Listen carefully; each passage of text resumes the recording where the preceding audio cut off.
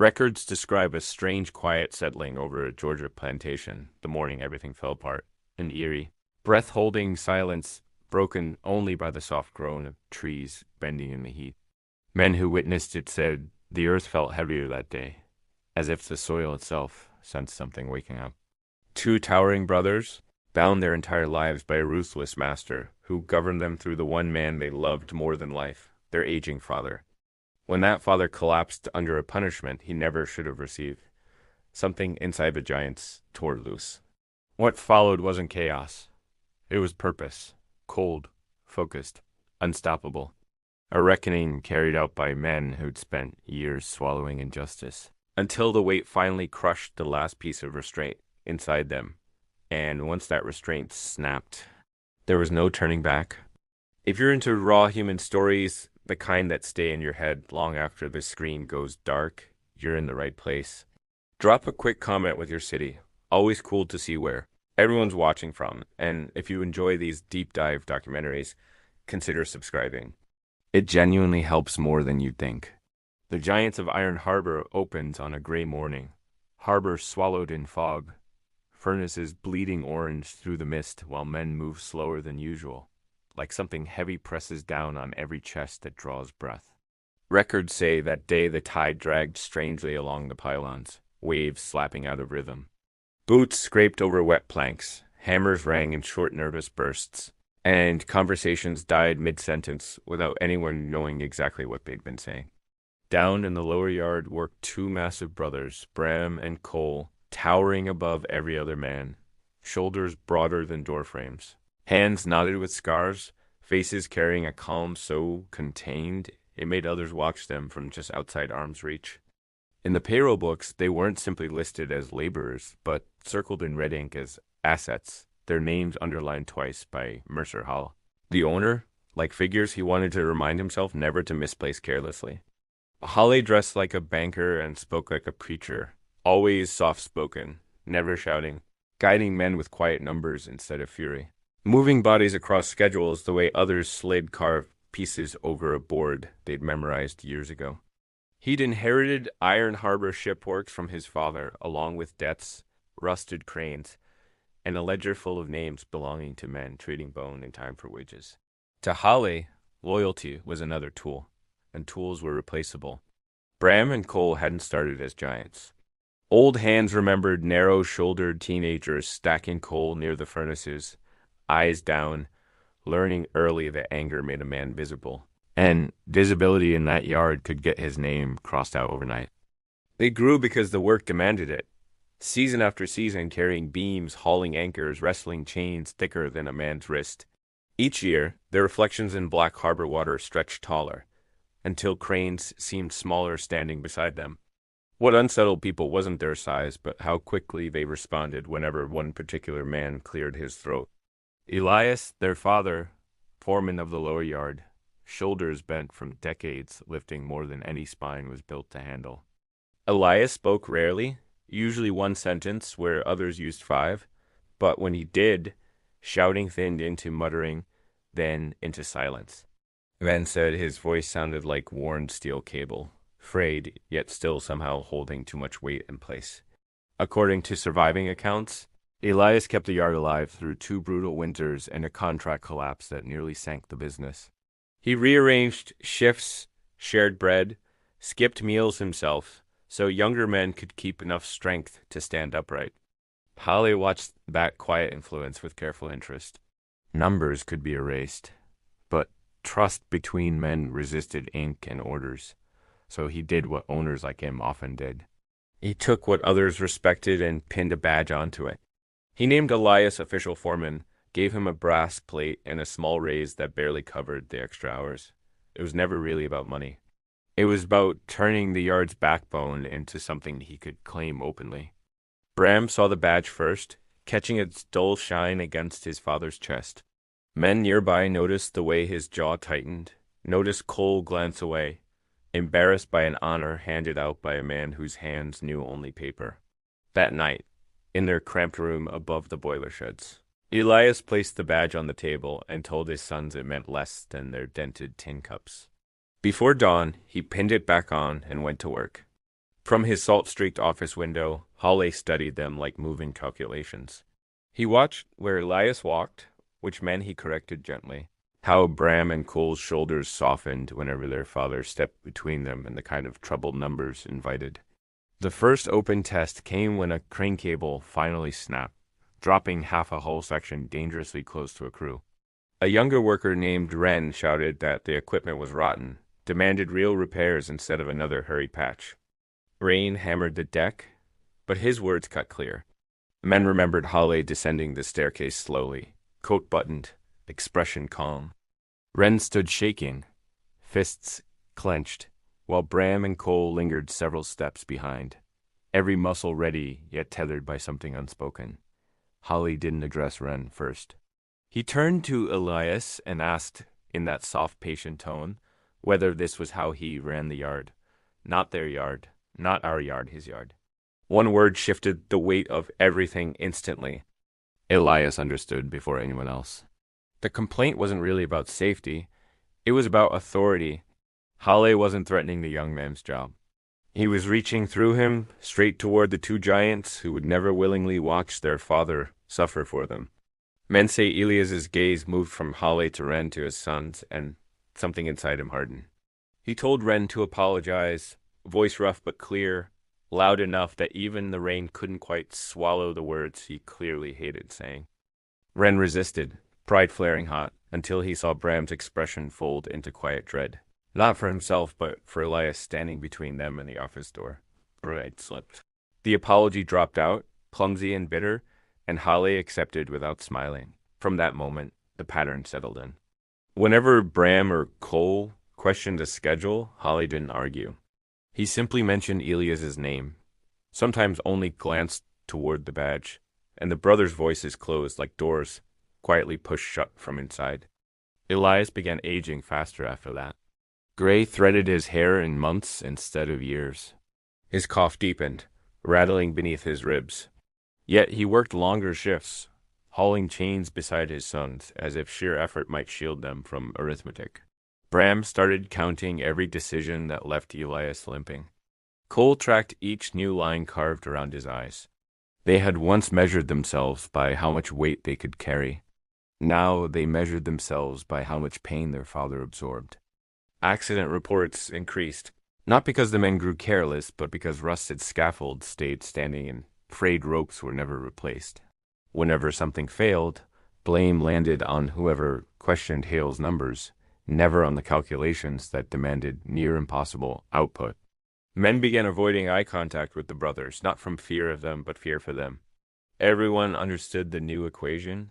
If you spoke too loudly, Elias paid the interest on your courage with his body and breath. On paper, Hale's debts climbed as steadily as the cranes decayed. He gambled on contracts that never arrived, polished his office while the docks rotted. Each failure pushed him back to the same line. Squeeze harder, the only thing he controlled labor. Creditors started visiting in darker coats, fingers tracing columns in his ledgers, pausing on wages and maintenance. From the yard below, men watched them point through the office glass at Bram and Cole, then at Elias, circling lives invisibly. Whatever words passed behind that closed door never reached the records, but the result did. Notices appeared on boards, higher quotas, stretch shifts, penalties for delays, and at the bottom, in careful ink foreman personally accountable for all crew performance. Elias read the notice aloud on the main platform, voice ragged. Men listened in tight silence. Bram felt each phrase settle across his shoulders like a fresh beam. Cole watched Hawley leaning on the balcony rail, arms folded, expression unreadable.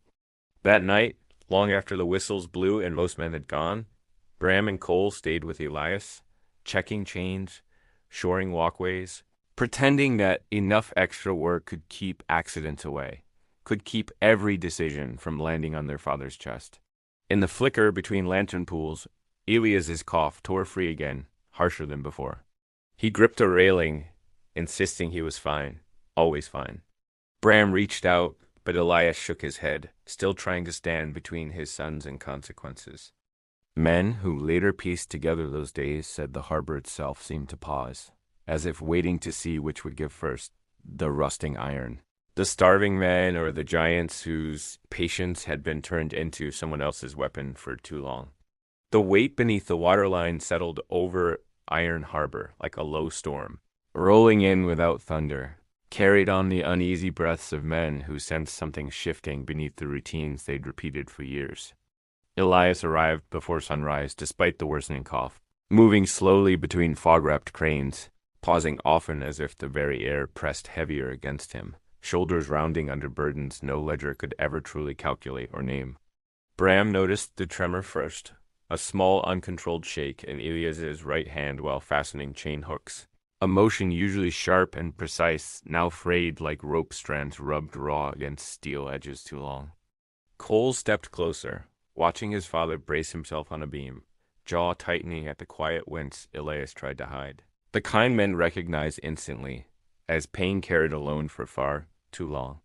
By mid-morning, Halle descended from his office, coat crisp, stride calm, numbers already arranged in his mind like anchors he intended to tie around someone else's. Legs before the day finally sank completely. He gathered the yard crews around the slipway, announcing an impossible deadline with a practiced gentleness that felt colder than any whistle blast, promising penalties for delays that every man knew would land hardest on Elias. Men shifted uneasily. Boats scuffing planks slick with harbor mist, glancing between the owner's steady gaze and the stooped foreman who had once stood, taller than all of them before years of strain bent him downward inch by inch. Halle didn't shout. He didn't need to. He simply capped the new brass watch he'd purchased instead of upgrading broken cranes, letting silence explain the urgency better than any speech crafted from numbers. Elias nodded slowly, accepting responsibility without argument, knowing refusal would only tighten the grip around his sons, forcing Bram and Cole to bear yet another cost he had no strength left to buffer.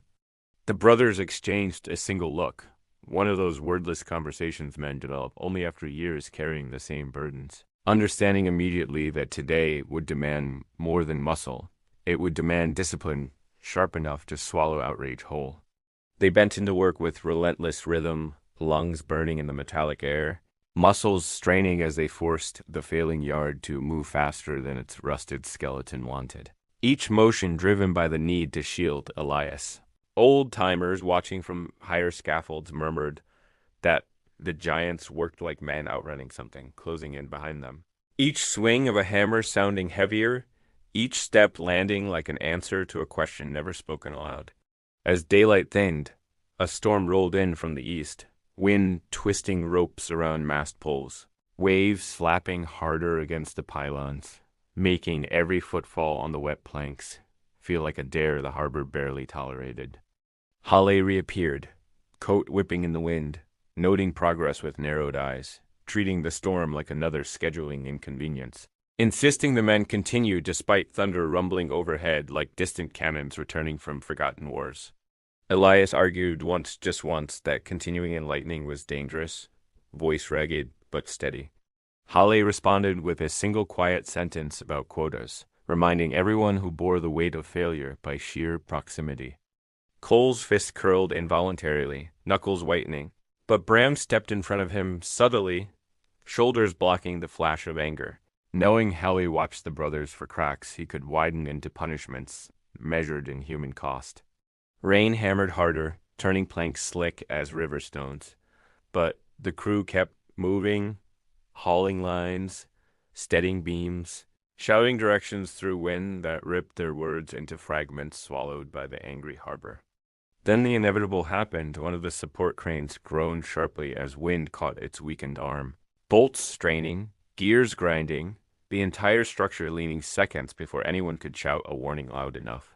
A younger worker named Joss slipped on the soaked boards, falling beneath the swaying load. Arms scrambling for purchase on nothing but slick rainwater pooling across the trembling platform beneath him.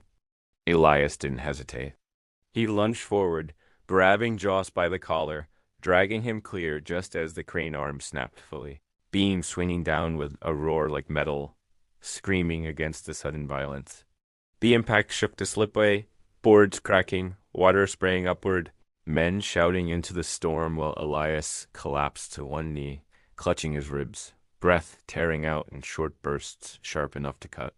Bram and Cole were at his side instantly, steadying him, but Elias waved them off with a stubbornness forged from decades of refusing to let anyone else carry pain meant for him alone.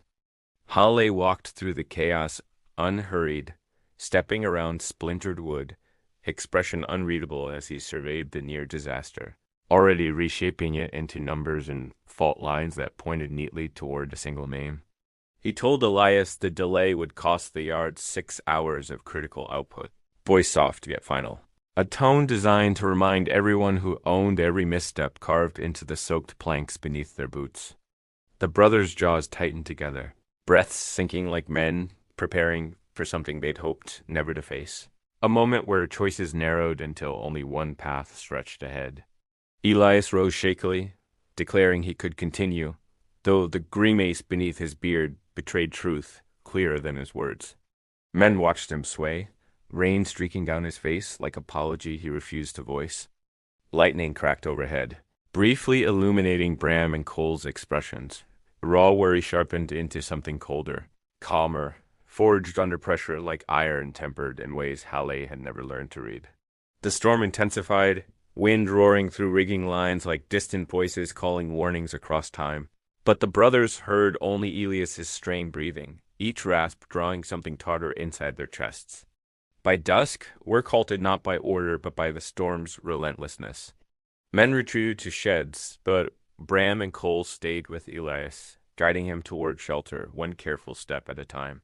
Halle remained on the platform alone, watching the trio fade into shadows, fingers tapping the brass watch again, calculating what pushing Elias further might yield in obedience from his towering sons tomorrow. In the dim shed, Elias finally slumped onto a crate, cough tearing loose violently, blood speckling his sleeve before he could hide it. Bram froze, Cole's breath hitched. Their father simply shook his head tiredly. Outside, the storm raged harder, waves slamming the harbor wall, but inside that cramped shed a quieter storm gathered. Built from years of pressure, loyalty, and the exact moment two giants realized something critical was breaking irrevocably.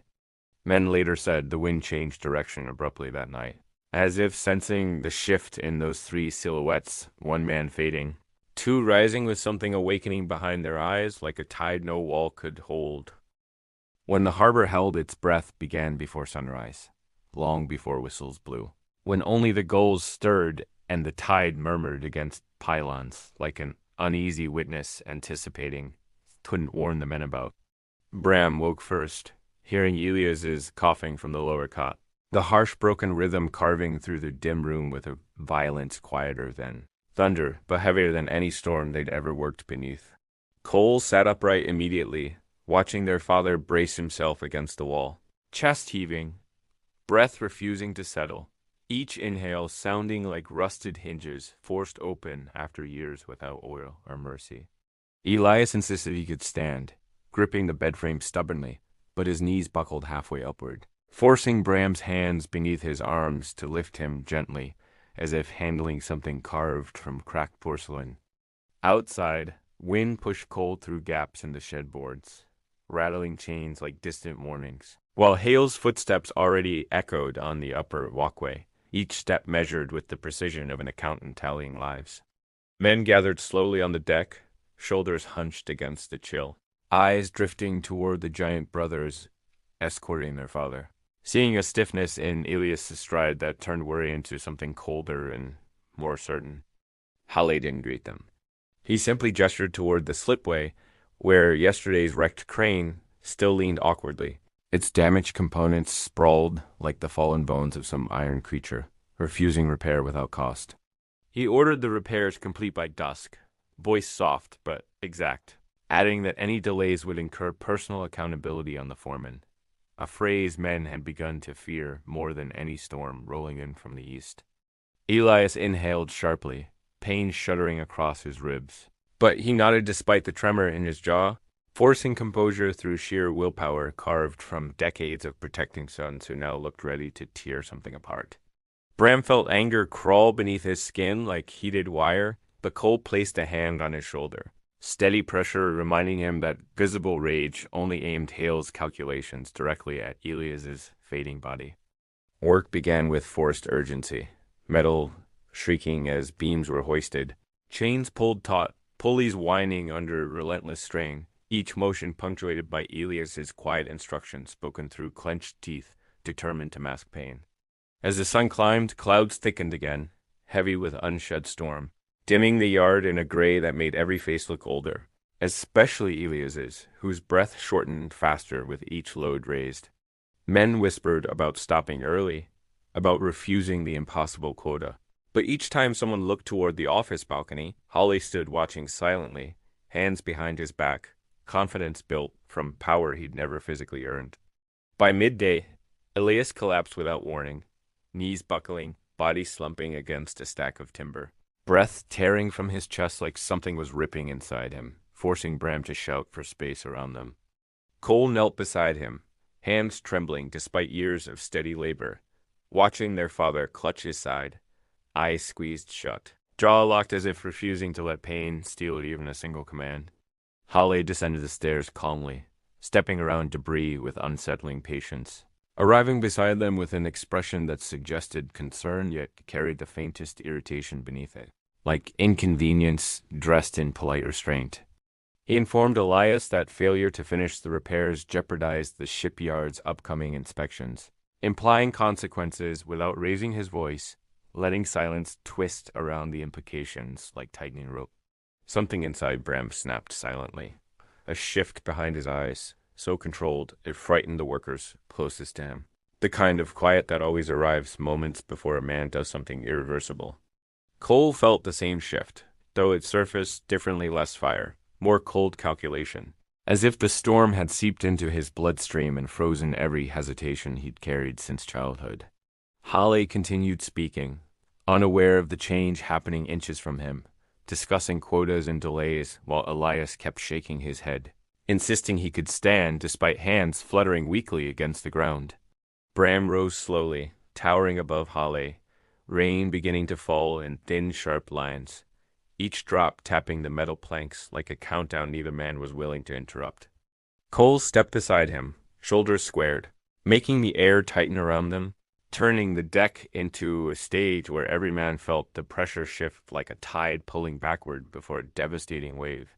Holly finally paused mid-sentence, realizing the brothers were no longer listening. Their eyes locked not on him, but on Elias's trembling form, breath shallow, skin pale beneath the smear of harbor grime. He tried reverting to logic, reminding them of consequences, wages, duties, pointing toward the broken crane as though its rusted gears outweighed the sight of a father collapsing beneath promises he never made. The brothers didn't answer. Their silence became its own language, unnerving in its stillness, making even the wind seem hesitant to move between them and the man trying to reclaim control. Elias reached for them weakly, urging restraint, pleading without words for calm, but his fingers barely lifted before exhaustion forced them back down onto the boards, slick with rain.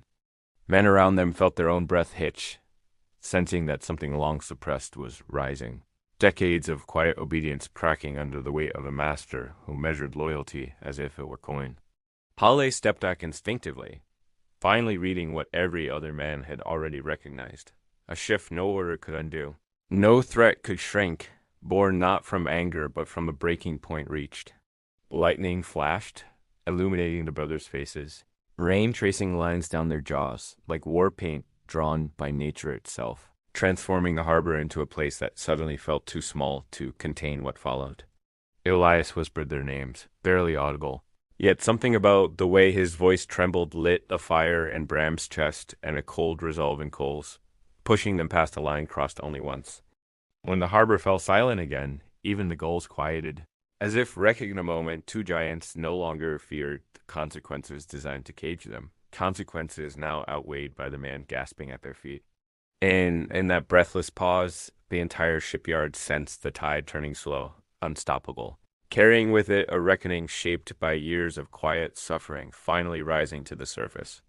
13 men into the ironwood came quietly, carried on the crunch of wet gravel as the sheriff's boots touched the harbor road. morning fog curling around him like the breath of something waiting deeper inside the trees.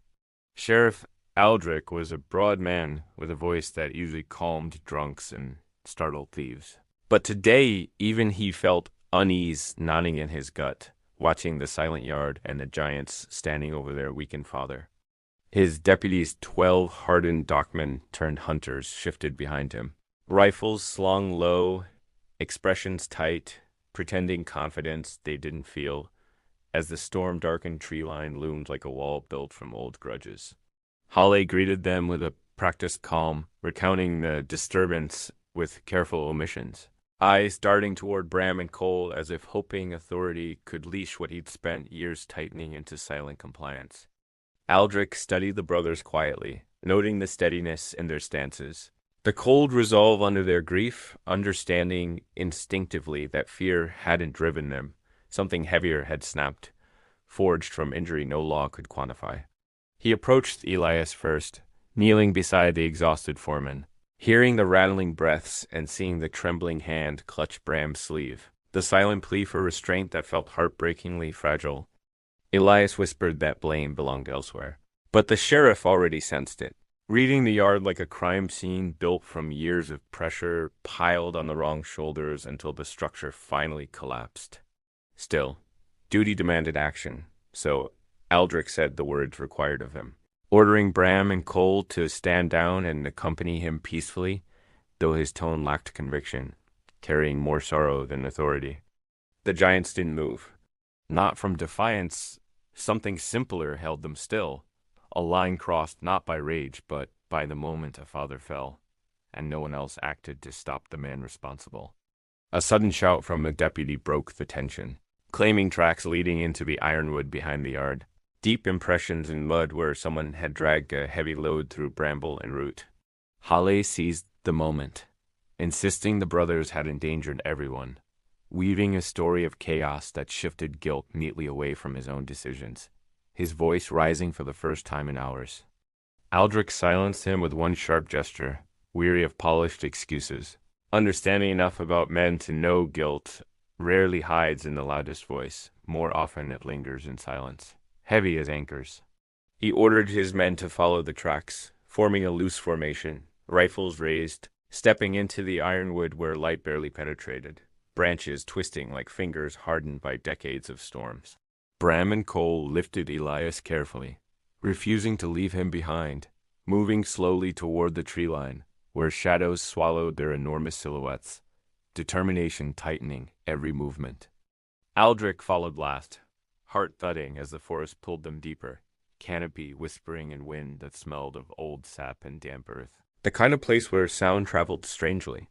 The deputy spread out cautiously, boots sinking into moss, eyes narrowing as faint signs appeared, broken bark, crushed reeds, rust-stained leaves hinting at recent violence dragged through narrow animal paths. Cole noticed first a length of rope snagged on a stump, torn violently, fibers stretched and frayed, evidence of struggle carried into a part of the forest few dared enter even in daylight. Bram paused beside a tree scarred by fresh impact, bark caved inward by something large, trail continuing in staggered marks as though someone had fought desperately while being hauled forward. Men began whispering, nerves scraping thin, glancing at the brothers whose faces remained unreadable, their focus fixed on the trail, as if following truth rather than pursuit. Aldrich raised a hand, signaling silence. Hearing something ahead, a faint metallic clatter carried on wind, not rhythmic like labor sounds, but irregular like chains swinging without intent. The path narrowed into a ravine choked with roots, where deputies tightened grips on their rifles, sensing they were entering a place shaped by something more personal than survival. They found the first sign of Hale's fate deeper in the ravine, his ledger buckle crushed in the mud, its metal twisted unnaturally, numbers erased not with ink but with force.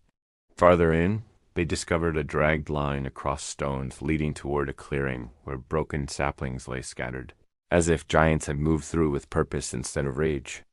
Aldrich stepped into the clearing slowly, boots sinking in softened earth, eyes adjusting to dim light pooling through branches, breath catching at the eerie stillness blanketing the space. At the center lay the truth, not Holly himself, but the remains of his authority. Shredded coat strips, shattered spectacles, the symbols of control torn from him completely. Deputies exchanged wary looks, but Bram and Cole stared without flinching, understanding more clearly than anyone that justice for their father had already been handled far from laws written on paper. Elias whispered weakly, urging his son forward, pointing toward another trail leading deeper. Voice cracking with pain and regret, shaped by years of sacrifice he wished he hadn't let become chains. Aldrich hesitated, unwilling to chase further into a vengeance already complete, recognizing his duty ended where the forest showed judgment older than any courtroom.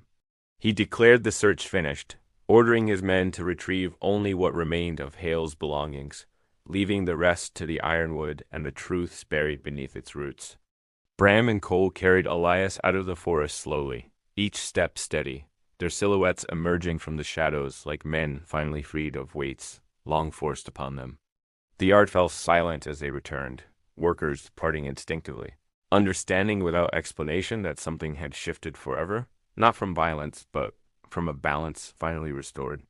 And as dusk settled over Iron Harbor, the brothers stood beside their father, wind sweeping across the empty platform, carrying away the last echoes of a legacy built on control now broken beyond repair.